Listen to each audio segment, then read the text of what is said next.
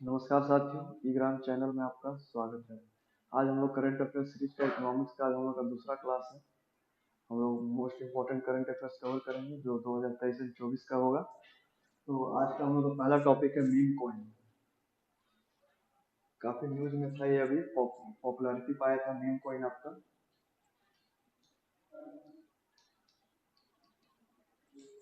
आज का हम लोग का पहला टॉपिक है मीम कॉइन। तो मीम कॉइन क्या है, इससे रिलेटेड हम जान सकते हैं मीम कॉइन के बारे में।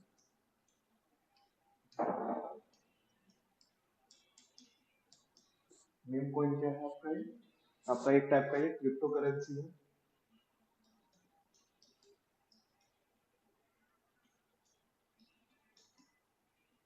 मीम कॉइन या तो क्रिप्टो करेंसी इसको बोलते हैं या फिर कम्युनिटी करेंसी।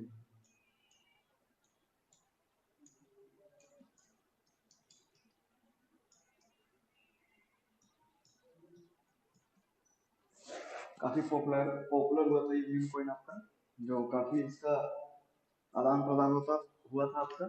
मीम कॉइन का हाईली वोलेटाइल इन नेचर होता है आपका, और इसका वैल्यू हमेशा शॉर्ट पीरियड के टाइम से ही आप शॉर्ट पीरियड टाइम में ही आपका इसका वैल्यू काफी चेंजेस होता है।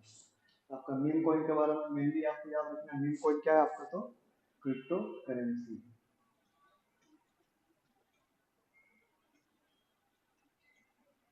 क्रिप्टो करेंसी आपका मीम कॉइन।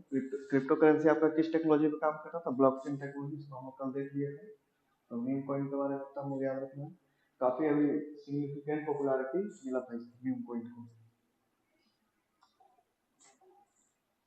आगे हम लोग देखते हैं अभी forex reserve. India forex reserve to serve beyond $750 billion by March 2025। मतलब मार्च 2025 तक प्रेडिक्ट किया गया है कि हमारा forex reserve reserve all time high आपका $750 बिलियन हो जाएगा। तो हम लोग फॉरेक्स रिजर्व के बारे में देख लेते हैं, इसके अंदर क्या क्या आता है। फॉरेक्स, इसको मैनेज कौन करता है आपका फॉरेक्स रिजर्व को, इसको मैनेज बाय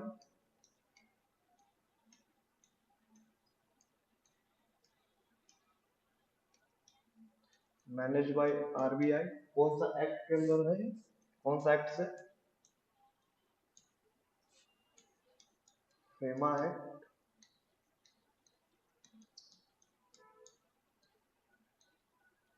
1999 में। तो फॉरेक्स रिजर्व आपका किसके द्वारा मैनेज किया जाता है, तो आपका आरबीआई के द्वारा मैनेज किया जाता है। कौन सा एक्ट के तहत, आपका फेमा एक्ट 1999। अब हम लोग देख लेते हैं फॉरेक्स रिजर्व का कौन कौन सा पार्ट आता है फॉरेक्स रिजर्व में। तो आपका फॉरेक्स रिजर्व में,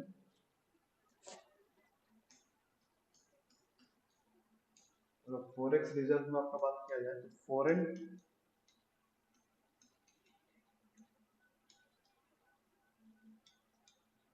फॉरेन करेंसी एसेट आपका एक ये हो गया।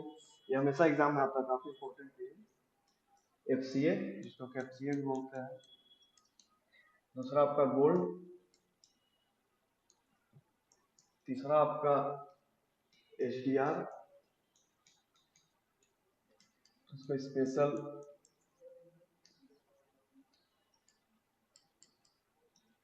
ड्राइंग राइट्स भी बोलते हैं। आपका एचडीआर आपका आईएमएफ का करेंसी, जिसमें टॉप 5 कंट्री का करेंसी का आपका एचडीआर दिया जाता है हर एक, जो भी आईएमएफ का मेंबर है उसका। मतलब एचडीआर आपका बोला जाता है टैक्स से आईएमएफ का, इंटरनेशनल मॉनेटरी फंड का आपका करेंसी है। और एक रहता है आपका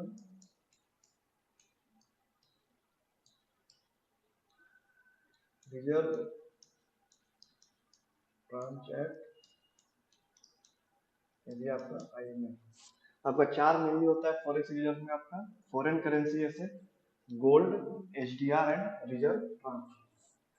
तो एग्जाम आ सकता है कि फॉरेक्स रिजर्व के अंदर क्या क्या आता है आपका, तो फॉरेन करेंसी एसेट, जिसमें आपका डॉलर हो गया, यूएस डॉलर हो गया, आपका यूरो हो गया, पॉन्ड हो गया, इस टाइप का जो भी एसेट है फॉरेन करेंसी एसेट वो हो गया। दूसरा आपका गोल्ड हो गया, तीसरा स्पेशल ड्राइंग राइट, आपका चौथा आपका रिजर्व ट्रांच। तो फॉरेक्स रिजर्व से हम लोग का पीटी के पॉइंट ऑफ व्यू से इतना इंपॉर्टेंट आपका फॉरेक्स रिजर्व के बारे में। कौन मैनेज करता है, manage by RBI under FEMA act 1999। आगे देखते हैं हम लोग, व्हाट इज सीडीपी। सीडीपी आपका क्या है, आपका cluster development programme. What is CDP Suraksha. अभी हाल ही में सीडीपी सुरक्षा लॉन्च किया गया था भारत सरकार के द्वारा। वो देखते हैं सीडीपी सुरक्षा क्या है।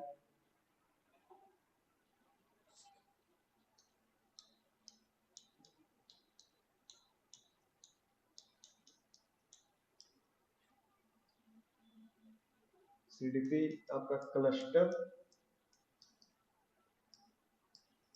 Development programme.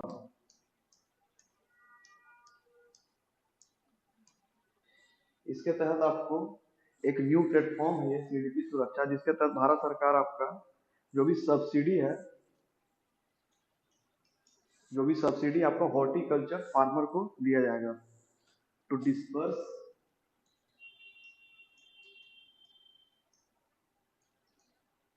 Subsidies to horticulture farmer.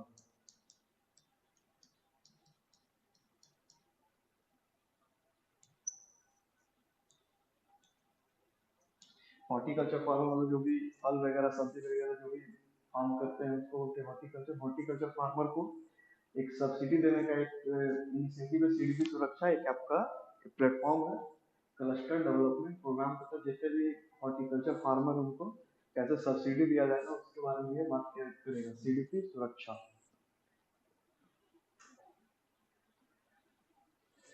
एक और अगला हम लोग का इंश्योरेंस ई मार्केट प्लेस बीमा सुगम फर्स्ट फेज लॉन्च लाइकली इन अप्रैल 2025। IRDAI। तो हम देख लेते हैं बीमा सुगम के बारे में।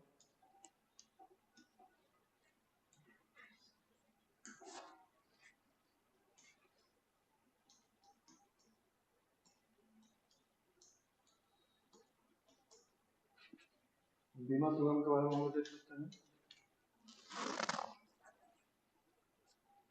ये आपका एक टाइप का online insurance market, online insurance market place है आपका।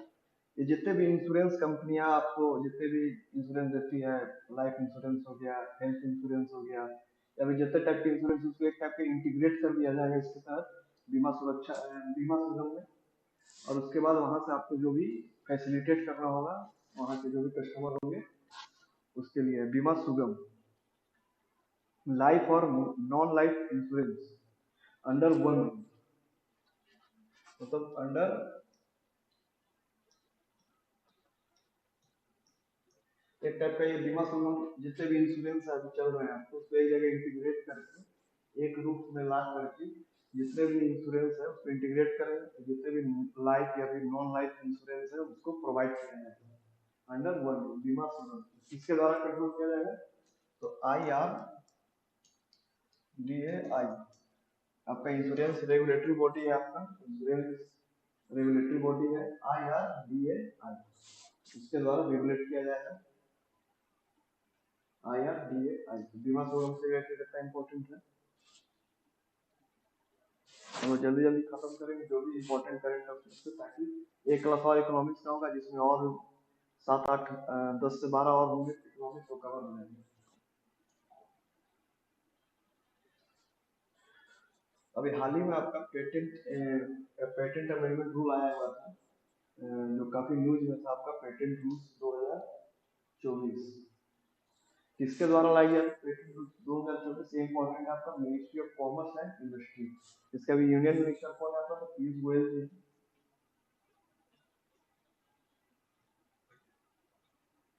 Ministry of commerce and industry के द्वारा आपका पेटेंट रूल्स 2024 लाए गए। हम देखें पेटेंट रूल्स 2024 के बारे में।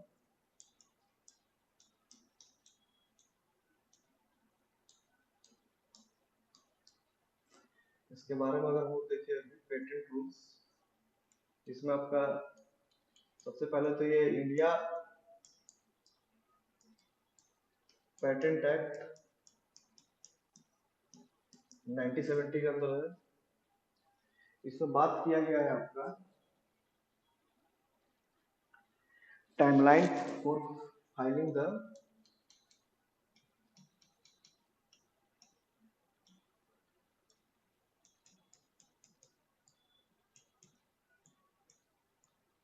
request for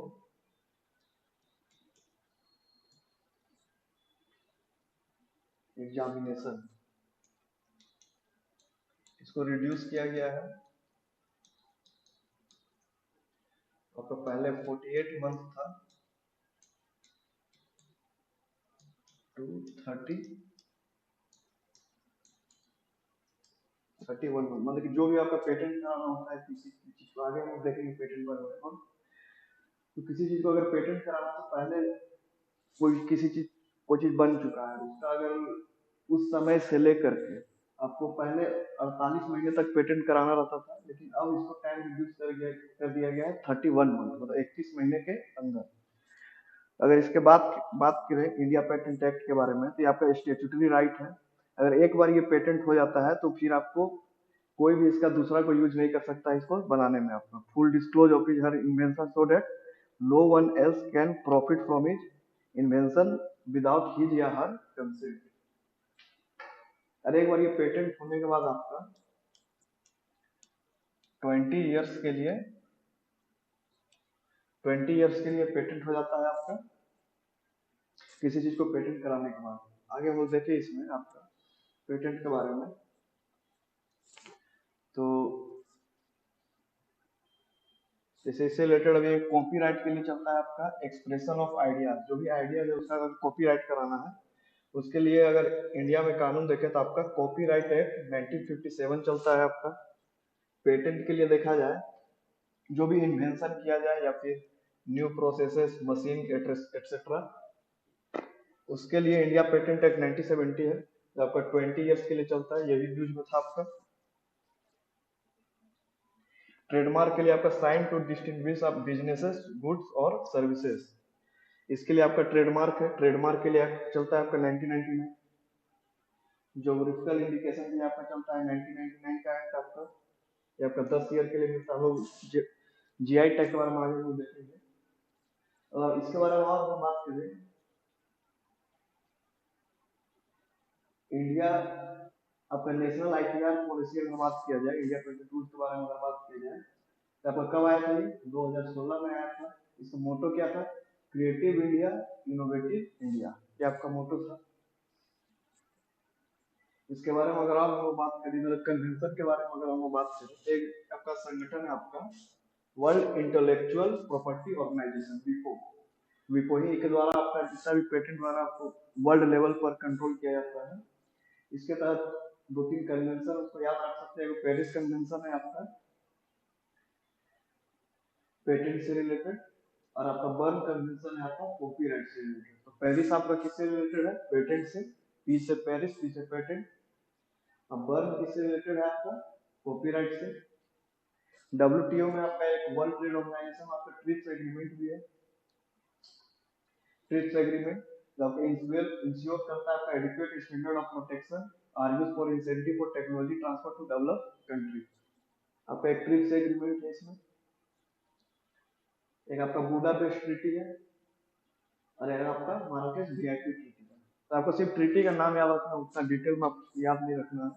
सिर्फ इसमें याद रखना पेरिस कन्वेंशन की चीज से रिलेटेड है 1883 का। तो आपका पेटेंट से। बर्न किससे रिलेटेड है? कॉपीराइट से।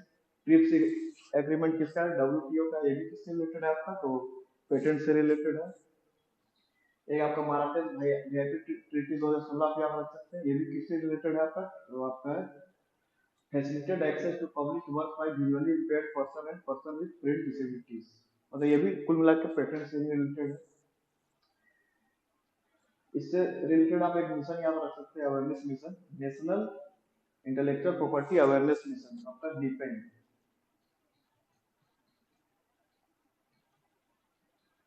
ये आप याद रख सकते हैं। बाकी इतना इंपॉर्टेंट है इससे रिलेटेड। एक ट्रिप्स इंपॉर्टेंट है, ट्रिप्स को जरूर याद रखना है। ट्रिप्स किसका एग्रीमेंट है आपका? वर्ल्ड ट्रेड ऑर्गेनाइजेशन का है।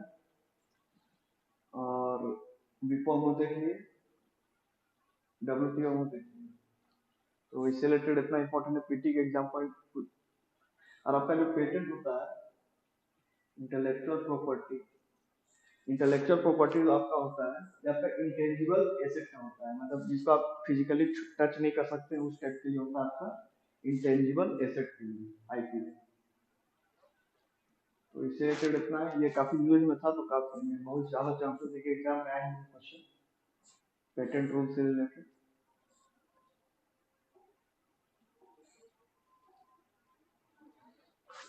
आगे हम लोग का न्यूज है, PM inaugurates and lays foundation stone of multiple key initiative for cooperative sector. इसमें सबसे ज्यादा इंपॉर्टेंट आपका world largest grain storage plan. तो हम देख लेते हैं world largest grain storage plan, world largest grain storage plan. इसके अंतर्गत हम लोग अगर देखें क्या क्या बात किया गया है,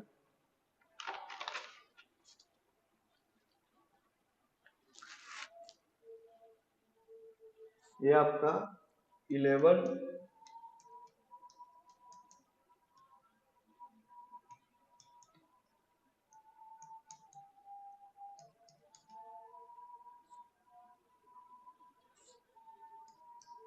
primary agriculture credit society across 11 state, मतलब एक लार्जेस्ट ग्रेन स्टोरेज आपको बनाना है जिसमें आपको एग्रीकल्चर इंफ्रास्ट्रक्चर से रिलेटेड डेवलपमेंट करना है, जैसे कि आपका godown, custom hiring centre, fair press price shop वगैरह, ये सब का डेवलपमेंट आपको करना है एग्रीकल्चर इंफ्रास्ट्रक्चर का। जितने भी आपका वेरियस स्कीम चल रहे हैं भारत सरकार के उसको इंटीग्रेट करना है इसके तहत आपका। इसके तहत आपका अगले 5 साल में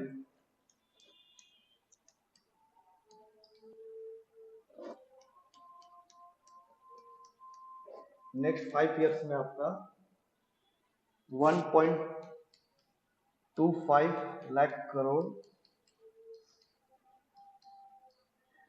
करोड़ रुपीस का आपका इन्वेस्टमेंट कर रहा है। और कितना लाख टन का आपको स्टोरेज कैपेसिटी बनाना है, तो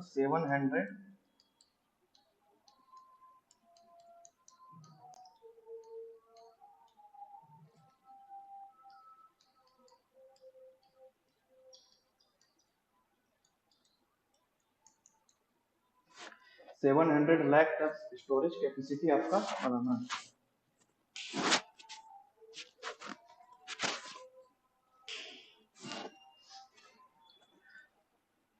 700 लाख टन स्टोरेज कैपेसिटी आपका, जो आपका ग्रेन का स्टोरेज कर सके उतना कैपेसिटी का आपका बनाना है इस स्कीम के तहत। World largest grain storage plan, कितने 11 प्राइमरी एग्रीकल्चर क्रेडिट सोसाइटी है अक्रॉस 11 स्टेट। नेक्स्ट 5 ईयर में आपका 1.25 लाख करोड़ इन्वेस्टमेंट करना है एंड 700 लाख टन का आपका स्टोरेज कैपेसिटी बनाना है। तो इससे रिलेटेड हो गया। आगे हम देखते हैं, पीरियोडिक लेबर फोर्स सर्वे का एनुअल रिपोर्ट आया आपका जुलाई 2023 से आपका जून 2024। डाटा से हम लोग को मतलब नहीं है, डाटा उतना इंपॉर्टेंट नहीं है। इसको हम लोग जाना, पीरियोडिक लेबर फोर्स सर्वे जारी कौन करता है आपका, तो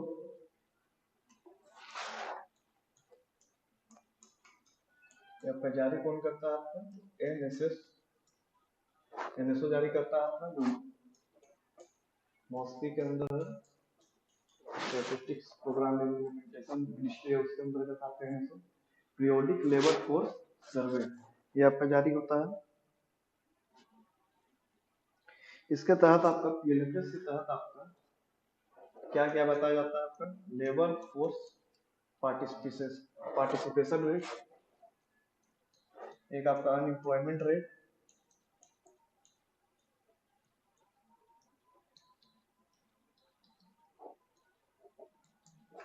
तीसरा आपका वर्कर पॉपुलेशन रेशियो,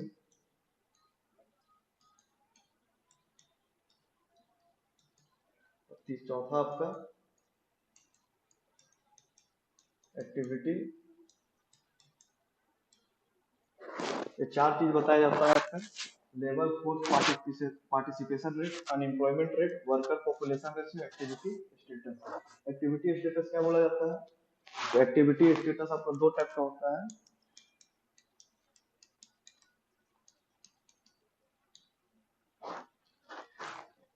इसमें लास्ट 7 डे देखा जाता है, रेफरेंस लिया जाता है।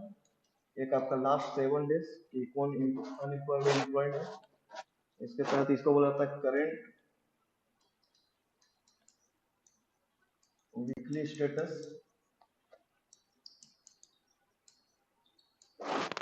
एक आपका रहता है लास्ट 365 डेज, इसको बोला जाता है आपको यूजुअल स्टेटस।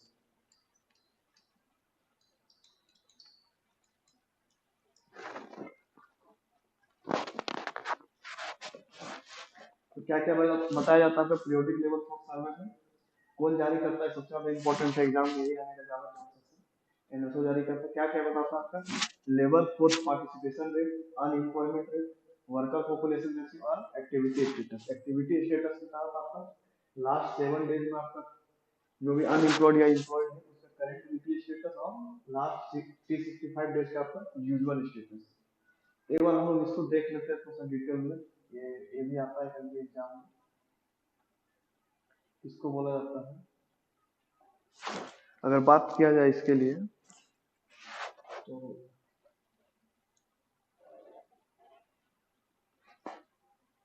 इसके तहत अगर हम लोग बनाए इसे,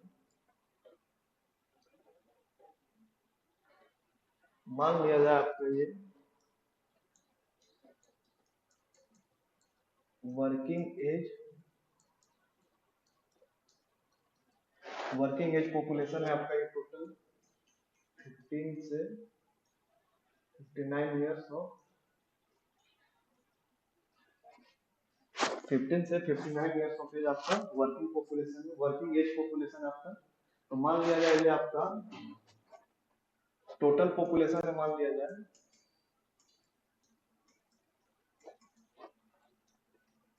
140 करोड़। मान लिया जाए टोटल पॉपुलेशन आपका 140 करोड़ है, जिसमें से आपका वर्किंग एज पॉपुलेशन मान लिया जाए आपका 100 करोड़। तो माने हम लोग कि 100 करोड़ आपका वर्किंग एज पॉपुलेशन है। तो आपका इसमें जिसमें से मान लिया जाए कि आपका 30 करोड़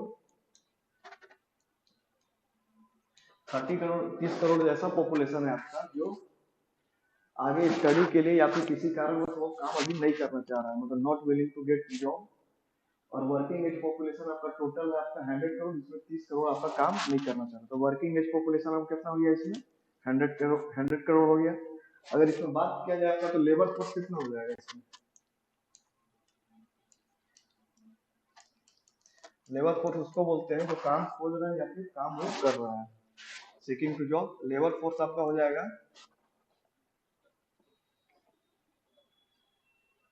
लेबर फोर्स टोटल कितना हो जाएगा इसमें आपका? तो 70 करोड़ आपका इसमें लेबर फोर्स हो जाएगा टोटल। 70 करोड़ इसमें आपका टोटल लेबर फोर्स हो जाएगा।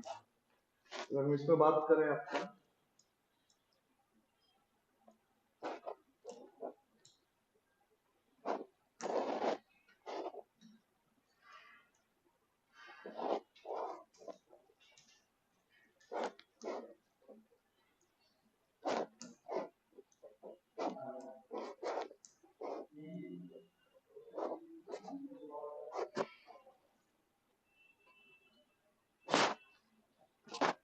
एक second,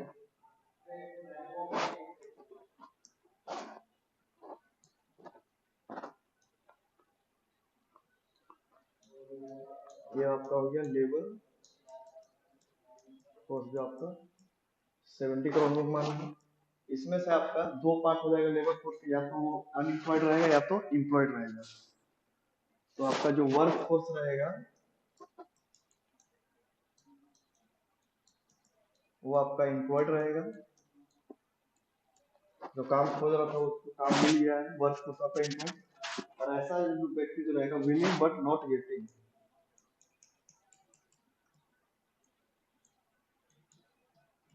willing but not getting, इसको हम लोग बोलेंगे अनएम्प्लॉयड।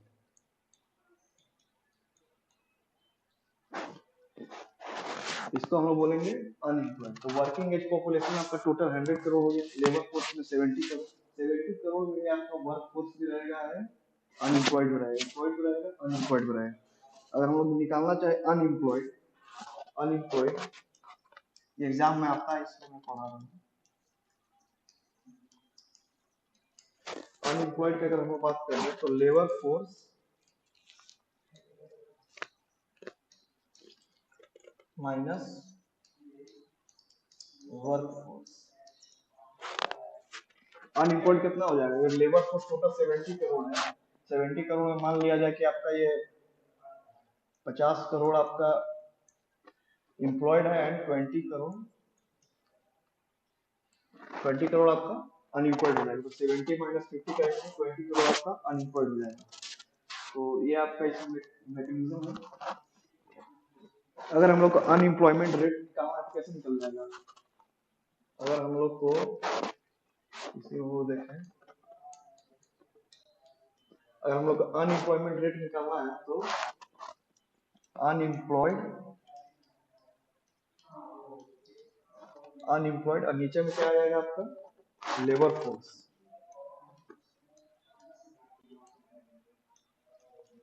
इंटू 100, ये आपका अनएम्प्लॉयड रेट ऐसे निकल जाएगा आपका। अगर बात किया जाए कि लेबर फोर्स पार्टिसिपेशन रेट कैसे निकलेगा, लेबर फोर्स पार्टिसिपेशन रेट, इसका हम लोग देख लेते हैं,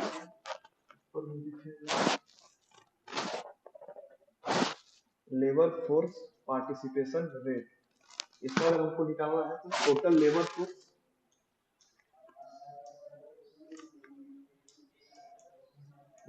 का नीचे में क्या आ जाएगा आपका वर्किंग एज पॉपुलेशन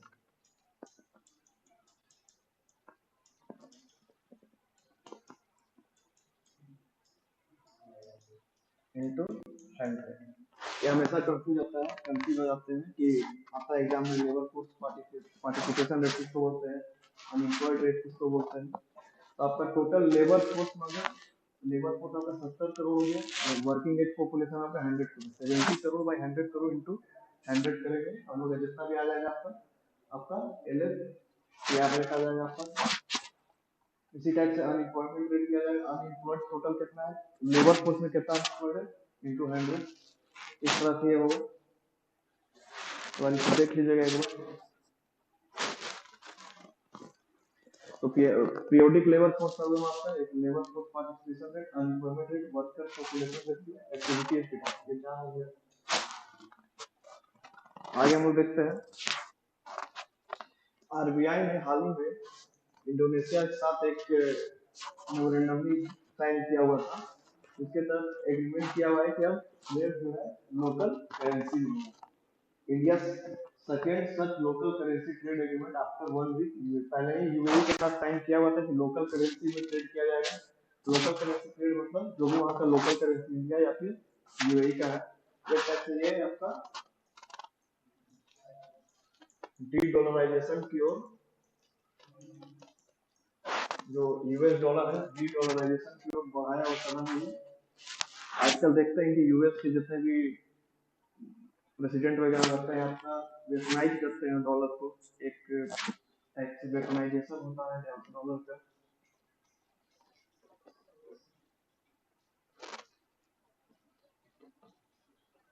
इसी को प्रिवेंट करने के लिए आपका जो भी डोमेस्टिक करेंसी है उसमें आपका लोकल करेंसी में आपका ट्रेड होगा। तो सबसे पहले यूएई से साइन हुआ था लोकल करेंसी, अब आपका इंडोनेशिया से भी हुआ। तो न्यूज में बस आपको इतना याद रखना है कि इंडोनेशिया का सेंट्रल बैंक का साइन हुआ है आपका लोकल करेंसी ट्रेड, ये हो गया आपका। ये काफी इंपॉर्टेंट है, इसको वीवीआई लगा दीजिए कि India and EFTA trade and economic partnership agreement मतलब टेपा, फ्री ट्रेड एग्रीमेंट साइन किया गया है, किसके साथ किया गया है आपका, तो यूरोपियन फ्री ट्रेड एसोसिएशन के साथ। इसके तहत हम लोग देख लेते हैं इसमें क्या क्या है इसके अंदर पर। ये काफी इंपॉर्टेंट ये टॉपिक,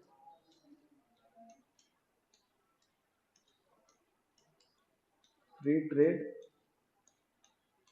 फ्री ट्रेड एग्रीमेंट। अभी हाल ही में इससे पहले आपका देखा जाए तो एक ऑस्ट्रेलिया से साइन किया गया था आपका, एक आपका यूएई से साइन किया गया था, और अभी आपका यूरोपियन फ्री ट्रेड एसोसिएशन के साथ साइन किया गया है। तो ऑस्ट्रेलिया में आपका क्या साइन किया गया था ऑस्ट्रेलिया के साथ आपका तो economic cooperation and trade agreement ECTA, economic cooperation and trade agreement. UAE के साथ क्या साइन किया गया था, ये आपका 69th बीपीएससी में क्वेश्चन भी आया था आपका। ये साइन क्या है, comprehensive economic partnership agreement, CEPA, comprehensive economic partnership agreement. और ये आपका अभी हाल ही में किसके साथ एक और साइन किया गया अभी एफ्टा के साथ आपका टेपा। टेपा क्या है आपका, तो trade and economic partnership agreement. इसके तहत आपका फ्री ट्रेड किया जाएगा। इसके तहत आपका 3-4 बात किया गया है। इसके तहत आपको कौन कौन सा देश है इसमें टेपा में, ये देख लीजिए। इफ्टा में आपका कौन कौन सा देश है, तो आपका है नॉर्वे, एक आपका नॉर्वे है, एक आपका आइसलैंड है,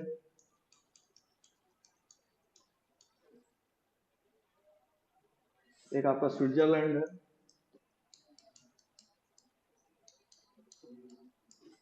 और एक आपका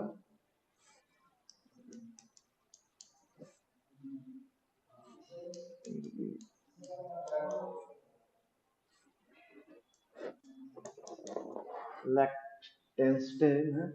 आपका ये 4 कंट्री है, नॉर्वे, आइसलैंड, स्विट्जरलैंड और ये चौथा कंट्री। ये 4 कंट्री है जो आपका ये चारों कंट्री यूरोपीय यूनियन का मेंबर नहीं है। अभी यूरोपीय यूनियन के साथ फ्री ट्रेड का बात चल रहा है, लेकिन अभी वो कंक्लूड नहीं हुआ है। तो इसके लिए आपका ये 4 कंट्री से साइन कर लिया गया, नॉर्वे, आइसलैंड, स्विट्जरलैंड एंड जो भी एक कंट्री है लिechtenstein। अब ये 4 कंट्री के साथ ये किसका पार्ट है आपका, एफ्टा का, यूरोपियन फ्री ट्रेड एसोसिएशन का पार्ट है आपका। अभी ईयू के साथ बात चल रहा है फ्री ट्रेड एग्रीमेंट का, और यूके के साथ, लेकिन अभी वो कंक्लूड नहीं हुआ है। इसमें आपको याद रखना है कि ऑस्ट्रेलिया के साथ कौन सा साइन हुआ, एसीटीए, यूए के साथ सेपा एंड एफ्टा के साथ टेपा। टेपा आपका क्या है, तो trade and economic partnership agreement. ये काफी इंपॉर्टेंट है, मान के चलिए एग्जाम में बहुत ज्यादा चांसेस है कि ये क्वेश्चन आ ही जाएगा एफ्टा।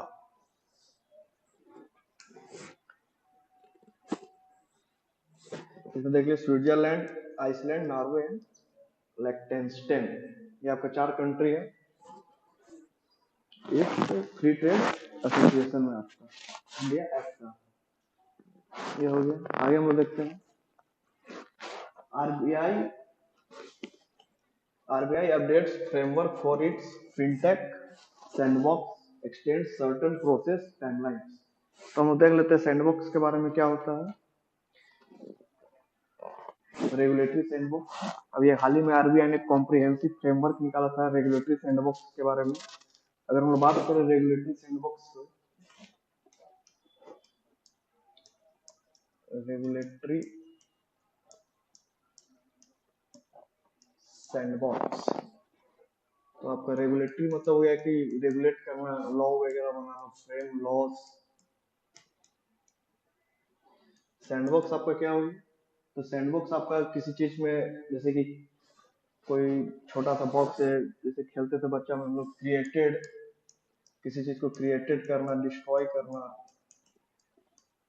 इस टाइप से कुछ हो जाएगा। जैसे कि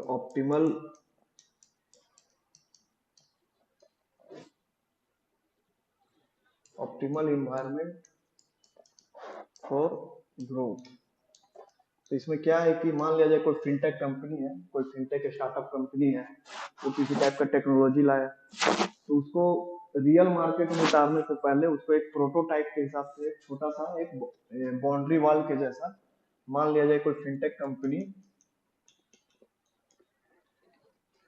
कोई फिनटेक कंपनी कोई टेक्नोलॉजी लाया जो इस चीज से रिलेटेड है आपका, और उसको रियल मार्केट में उतारने से पहले एक बाउंड्री के अंदर वो सर्टन रेगुलेशन के अंदर उसको चेक किया जाएगा कि वो कैसा है, काम करेगा, कैसे काम करेगा, उस सब चीज के बारे में आपका फिनटेक कंपनी के बारे में जो आपका चेक कुक करेगा। उसके बाद अगर वो सही हुआ, इन्वायरमेंट अगर सही काम कर रहा है तो उसको फिर रियल मार्केट में, फिर इसको बाद में, फिर इसको बाद में रियल मार्केट में उतारा जाएगा तो फिनटेक कंपनी को। तो इसी में आपका रेगुलेटरी फ्रेमवर्क है। और इसमें आपका अभी क्या गाइडलाइन चेंज किया गया है, तो पहले आपका 9 मंथ था। 9 मंथ होता है कि बाउंड्री बॉक्स में आपका काम करने के लिए कोई फिनटेक कंपनी स्टार्टअप कुछ टेक्नोलॉजी लाया है, 9 मंथ से इसको कर दिया गया है 6 मंथ टाइमलाइन। तो 6 मंथ आपका इंपॉर्टेंट, इसको याद रखना है। कम्युनिटी सैंडबॉक्स करके याद रखना है कि क्या है ये, live testing of new produce और service in a controlled regulatory environment. मतलब एक कंट्रोल रेगुलेटरी बाउंड्री में रहेगा जो इन्वायरमेंट में उसको चेक करेगा। प्रोटोटाइप से एक टाइप से हो गया ये regulatory sandbox, live testing of new produce और service in a controlled regulatory environment.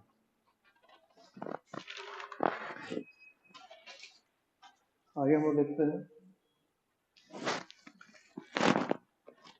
Annual survey of industry result for 2022।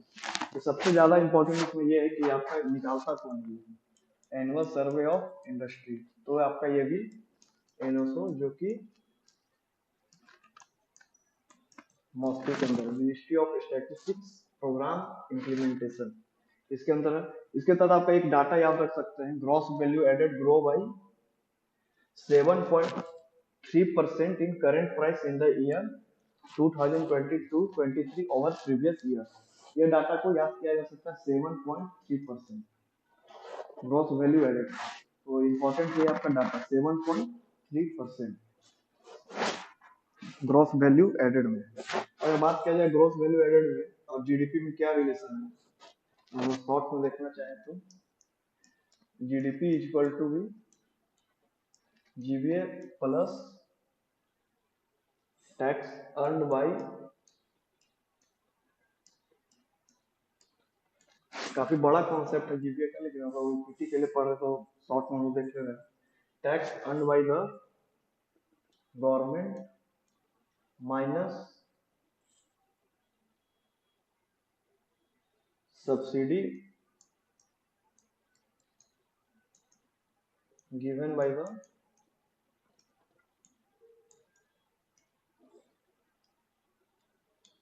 अगर ना कोई टैक्स रहे ना कोई सब्सिडी रहे, आपका जीरो जीरो हो जाए, तो जीडीपी इक्वल टू भी जीबीए हो जाएगा। Tax earned bye the government minus subsidy provided by government.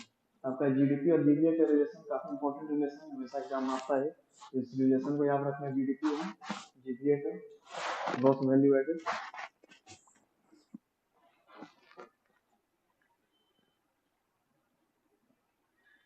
तो एक आपका जीबीए अगर बोला जाता है एक टाइप का मैक्रो इकोनॉमिक इंडिकेटर है। तो हम लोग आगे देखेंगे जीडीपी और जीबीए के बारे में थोड़ा डिटेल में, लेकिन अभी के लिए हम लोग तो देख रहे हैं जीबीए क्या होता है आपका।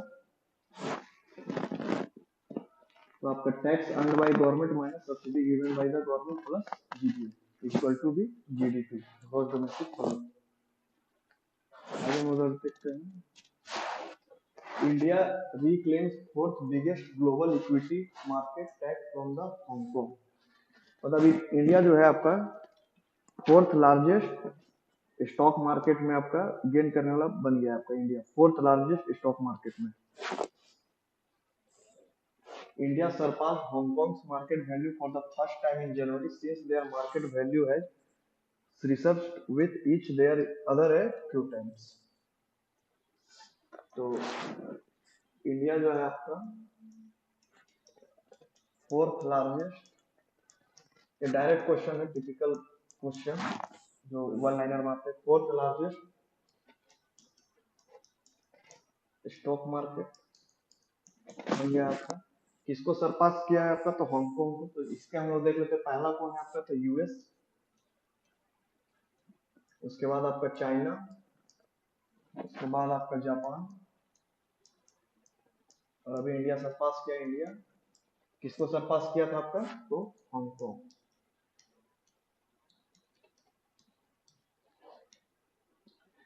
ये वन लाइन क्वेश्चन है, डायरेक्ट बनेगा ये क्वेश्चन आपका। Fourth biggest global equity market बना है।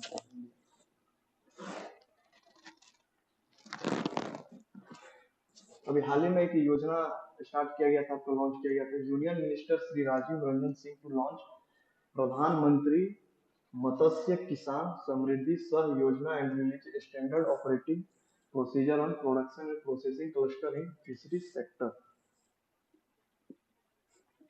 तो हम लोग योजना थोड़ा सा देख लेते हैं।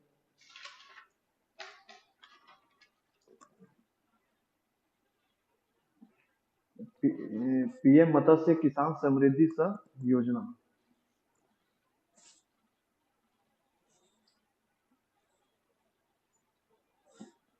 इसी में हम देख लेते हैं। पीएम मत्स्य किसान समृद्धि सह योजना किस चीज से रिलेटेड है आपका?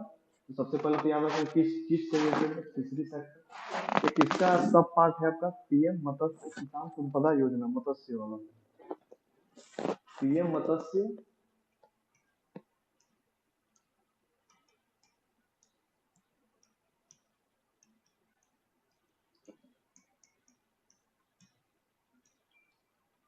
पीएम मत्स्य संपदा योजना का आपका पार्ट है, जो आपका इंफ्रास्ट्रक्चर डेवलपमेंट करेगा फिशरी सेक्टर में। आपको need of the fishery sector ensuring sustainable development growth के बारे में बात करेगा।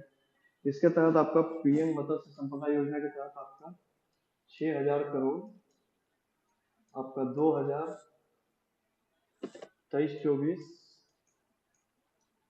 तो 2026-27 तक इन्वेस्ट किया जाएगा, खर्चा किया जाएगा पीएम मत्स्य संपदा योजना। फिशरी सेक्टर के जितने भी इंफ्रास्ट्रक्चर डेवलपमेंट उससे रिलेटेड इसमें काम किया जाएगा आपका पीएम मत्स्य किसान समृद्धि सह योजना पे। तो इससे रिलेटेड इतना इम्पोर्टेंट है उसको ज़्यादा हम डिटेल में जाएंगे। जो फोर्थ एनिवर्सरी ऑफ प्रधानमंत्री मत्स्य संपदा योजना, तो इससे रिलेटेड इतना हो गया।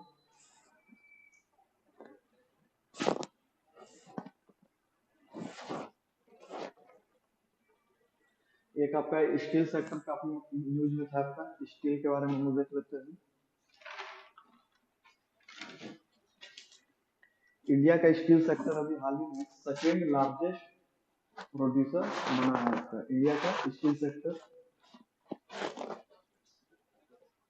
देख लेते हैं इंडिया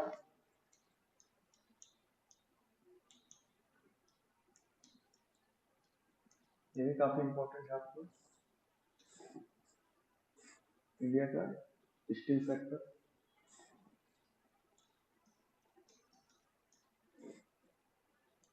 वर्ल्ड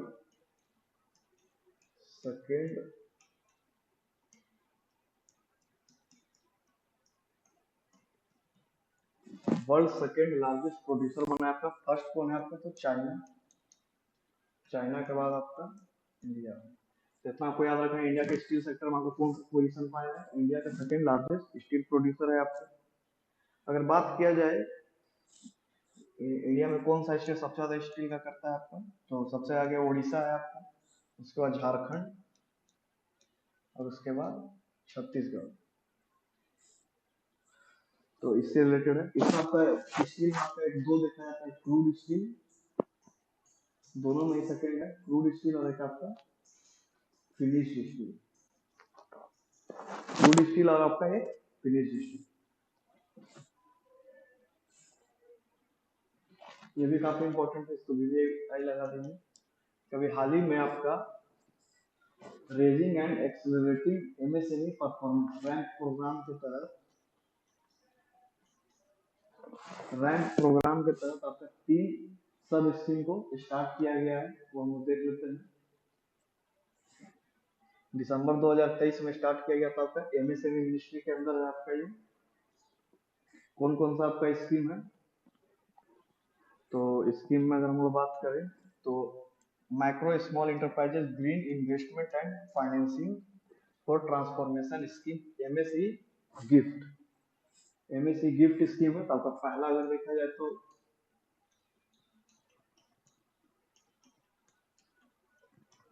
एमएसई गिफ्ट आपका पहला स्कीम है। दूसरा अगर देखा जाए आपका MSc scheme for promotion and investment in circular economy, MSc spice है आपका तीसरा। सर्कुलर इकोनॉमी का बात किया जाता है। तीसरा अगर देखा जाए इसमें, तीसरा आपका अगर देखा जाए इसमें, तो MSc scheme on online dispute resolution for delayed payment, जो भी डिलेड पेमेंट किया जाता है एमएससी कंपनी लोगों को, तो उसका ऑनलाइन डिस्प्यूट रेजोल्यूशन किया जाएगा। तीसरा देखा जाए तो online dispute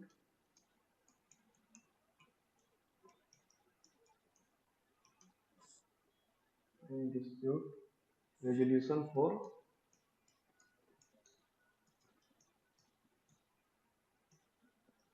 delayed payments.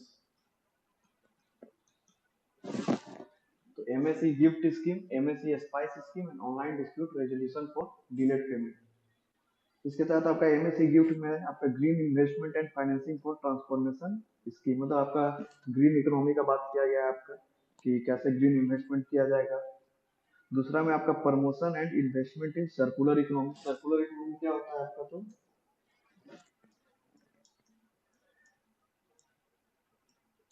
Circular economy यहाँ पे 6R पे काम करता है ये। 6R में आपका क्या क्या आ जाता है सर्कुलर इकोनॉमी में? Reduce, reuse, recycle, refurbish,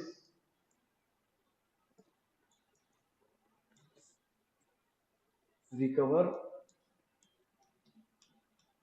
repair. मतलब ये भी ग्रीन इकोनॉमी का बात करता है सर्कुलर इकोनॉमी, फिर से रिपेयर, रिड्यूस, रीयूज होते हुए फिर से रॉ मटेरियल में कन्वर्ट हो जाए, तो सर्कुलर इकोनॉमी यही बात करता है आपका। तो इसके तहत आपका दूसरा में है MSc scheme for promotion and investment in circular economy. तीसरा क्या है आपका, जो भी ऑनलाइन डिस्प्यूट आपका होता है डिलेड पेमेंट से रिलेटेड, उसके लिए एक पोर्टल का लिया जाएगा आपका पोर्टल। और आपका कौन सा है बैंक आपका ये इम्प्लीमेंटिंग एजेंसी आपका, तो सिडबी, ये भी इम्पोर्टेंट है आपका। इम्प्लीमेंटिंग एजेंसी अगर बोला जाए कौन है, तो सिडबी। सिडबी बैंक आपका small industry development bank of India आपका इम्प्लीमेंटिंग एजेंसी है। इससे रिलेटेड हो गया। और थोड़ा सा हम लोग एमएसएमई के बारे में थोड़ा सा देख लें। एमएसएमई सेक्टर, एमएसएमई सेक्टर आपका हाल ही में रिवाइज किया गया था इसका इन्वेस्टमेंट एंड टर्नओवर के लिए।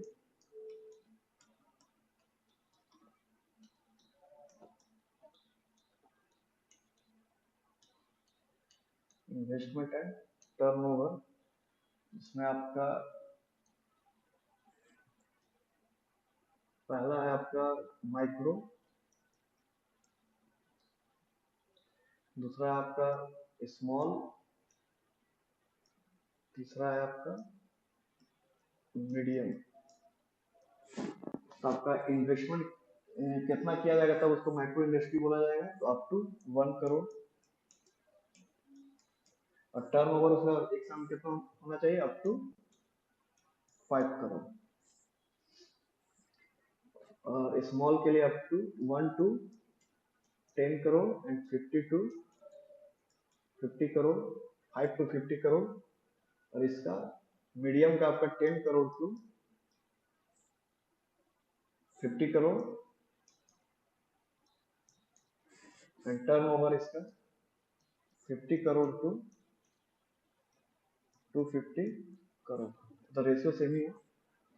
तो आपका इन्वेस्टमेंट एंड टर्न ओवर, ये भी एग्जाम में आया हुआ क्वेश्चन आपका बीपीएससी में। 1 करोड़ से 5 crore investment and turn over के बारे में बात किया, माइक्रो, स्मॉल एंड मीडियम। ये एक ईयर का बात किया गया है इसमें। अगर हम लोग इम्पोर्टेंस ऑफ एमएसएमई के बारे में बात करें, तो सेकेंड लार्जेस्ट एम्प्लॉयमेंट जनरेटर है आफ्टर एग्रीकल्चर आपका। लगभग 12 करोड़ आपका जॉब प्रोवाइड करता है आपका एमएसएमई सेक्टर। काफी इंपॉर्टेंट सेक्टर है इकोनॉमिक ग्रोथ के लिए, आपका बैकबोन भी बोला जा सकता है इंडियन इकोनॉमी का। जीडीपी में देखा जाए तो 30% कॉन्ट्रीब्यूशन है, एक्सपोर्ट में देखा जाए तो लगभग 50% कॉन्ट्रीब्यूशन है, मैन्युफैक्चरिंग सेक्टर में अकेले इसका लगभग 45% का कॉन्ट्रीब्यूशन है। तो काफी इंपॉर्टेंट बैकबोन है आपका एमएसएमई सेक्टर। अभी यूनियन मिनिस्टर एमएसएमई का कौन है? इसका शायद एक बार देख लीजिएगा, इसका मतलब लग रहा है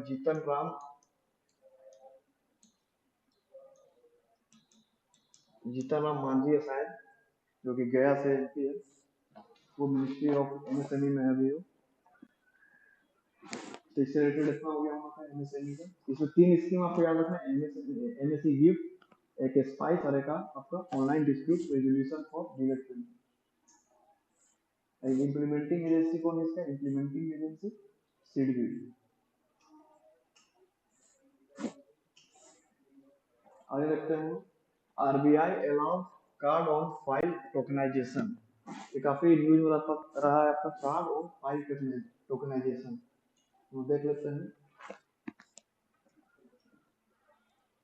card on file tokenize, card on file tokenization, ये क्या होता है आपका? तो मान लीजिए कि अभी जितने भी आप ई कॉमर्स प्लेटफॉर्म या फिर कहीं भी पेमेंट करते हैं, तो उसमें क्रेडिट कार्ड का डिटेल या फिर डेबिट कार्ड का डिटेल या फिर जो भी पेमेंट बैंक का यूज करते हैं उसका डिटेल देना पड़ता है। लेकिन अभी हाल ही में आरबीआई ने एक आपका 16 नंबर का 16 डिजिट का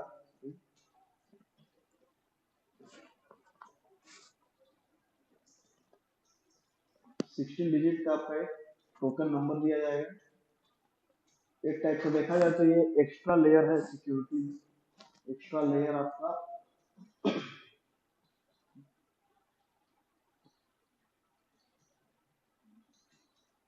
एक्स्ट्रा लेयर सिक्योरिटी आपका प्रदान करेगा।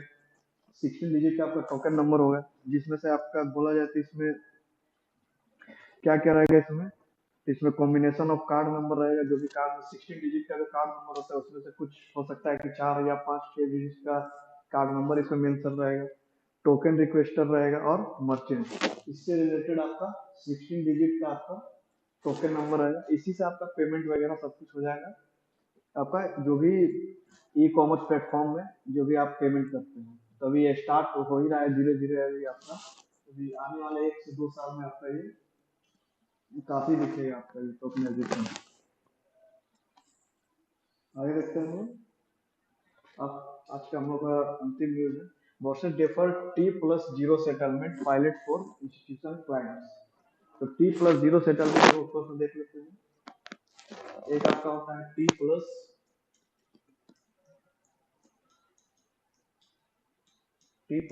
सेटलमेंट, जो आपका अभी एग्जिस्टिंग है।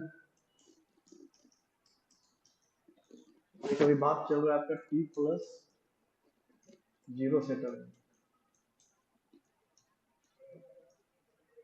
तो ये बात चल रहा है कि इसको लागू किया जाए, मतलब कि जो भी हम लोग अभी अगर जो स्टॉक मार्केट में जो इंटरेस्ट रखते हो जानते होंगे कि अगर कोई भी अगर सिक्योरिटी खरीदना है या फिर कोई भी शेयर हम लोग खरीदते हैं तो पेमेंट हो जाता है, लेकिन उसके अगले दिन हम लोग को ये डिलीवर होता है, जो भी आपका सिक्योरिटी है या फिर स्टॉक है, वो हम लोग का नेक्स्ट डे आपका डिलीवर होता है। हम लोग का पेमेंट हो जाता है लेकिन नेक्स्ट डे हम लोग का डिलीवर होता है। या फिर हम लोग कोई भी अगर बेचते भी है तो हम लोग का पहले ही बेच सेल हो जाता है, लेकिन पेमेंट आपका जो भी आना है हम लोग का नेक्स्ट डे आता है।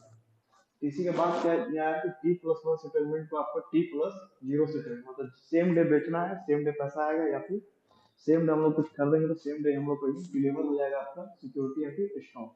तो T+0 सेटलमेंट आपका ये हो गया, transaction settlement on same day, transaction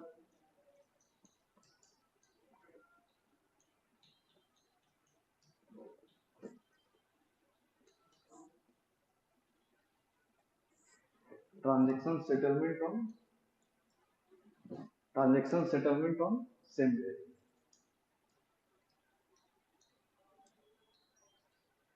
उसी दिन आपका ट्रांजेक्शन हो जाएगा। तो इससे रिलेटेड हम लोग काफी न्यूज देख ली है, 17 18 एक बार देखे शॉर्ट में। क्या क्या हम लोग देखते हैं। हम सबसे पहले मीम कॉइन देखा आपका, जो कि आपका क्रिप्टो करेंसी है, जो कि आपका कम्युनिटी करेंसी जिसको बोलते हैं। आगे हम लोग फॉरेक्स रिजर्व के बारे में देखें, जो manage by RBI 2099। Foreign currency asset gold SDR and reserve transfer part में। आगे हम लोग सीडीपी सुरक्षा देखें, cluster development programme to disburse subsidy to horticulture farm. हम लोग इसके आगे बीमा सुगम देखें, आपका ऑनलाइन इंश्योरेंस मार्केट प्लेस है under one roof, controlled by insurance regulatory body IRDAI. Patent rule हम लोग देखे थे, आपका इंडिया पेटेंट एक्ट हो गया, timeline for filing the request for examination 48 month से आपका 21 मंथ कर दिया गया है, 20 ईयर के लिए आपको मिलता है। इससे रिलेटेड हम लोग देखेंगे Paris convention, burn trips agreement, एक मिशन आपका डिफेंस मिशन हो गया। उसके बाद हम लोग देखें world largest grain storage plant. इसके तरीके 11 primary agriculture trading society across 11 state start करेगा ये। नेक्स्ट 5 ईयर में हमको 1.25 लाख करोड़ का इन्वेस्टमेंट करना है और 700 लाख टन का स्टोरेज कैपेसिटी बनाना है। उसके बाद हम लोग देखिए पीरियोडिक लेबर फोर्स सर्वे। इसके तहत आपका चार की बात किया जाए, labour force participation rate, employment rate, worker population ratio है, एक्टिविटी स्टेटस आपका लास्ट 7 डे और लास्ट 365 डे का बात करता है। इस चार्ट से हम लोग समझ लें कि लेबर फोर्स पार्टिसिपेशन रेट कैसे निकलता है, वर्किंग एज पॉपुलेशन हो गया, लेबर फोर्स हम लोग एक बार देख लीजिएगा अच्छे से डिटेल में, ऐसे ही निकलता है, एग्जाम में आता है। लेबर फोर्स पार्टिसिपेशन रेट काफी कंफ्यूजिंग रहता है। एक आपका लोकल करेंसी में आपका ट्रेड होगा इंडोनेशिया से, आपका एक आपका एकता मुझे भी काफी इंपॉर्टेंट है, 4 कंट्री है आपका, स्विट्जरलैंड, आइसलैंड, नॉर्वे, ये कंट्री आपका 4 कंट्री है एकता। इसके तहत हम लोग एक चीज छोड़ दिए हैं, देख लेते हैं हम लोग इसके तहत है क्या इसमें। और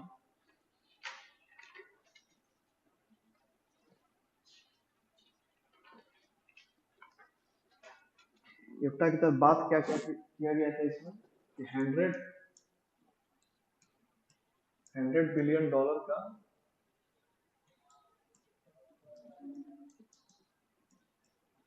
100 बिलियन डॉलर का आपका इन्वेस्टमेंट किया जाएगा। एक और बात किया था आपका tariff reduction in market access, tariff reduction है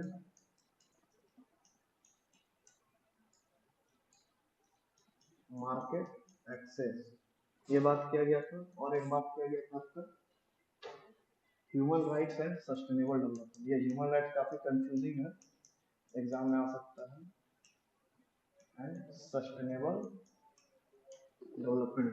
ये तीन चीज का बात किया गया तो एग्जाम में आ सकता है। 100 बिलियन डॉलर इन्वेस्टमेंट वो करेगा आपका 4 country, tariff reduction programme and market access, human right and देखिए ऑस्ट्रेलिया के साथ ईसीटीए, यूएस का पेपा एंड इसका आपका 4 कंट्री हो गया। इसके साथ आपका पेपर साइन हुआ, काफी इंपॉर्टेंट है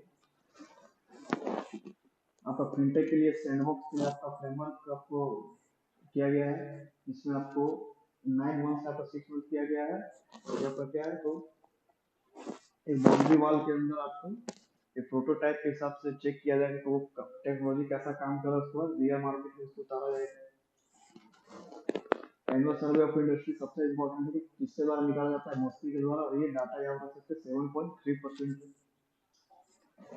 GDP equal to GDA plus tax earn by government minus subsidy given by the government, ये इसका फॉर्मूला इसको याद रखिएगा।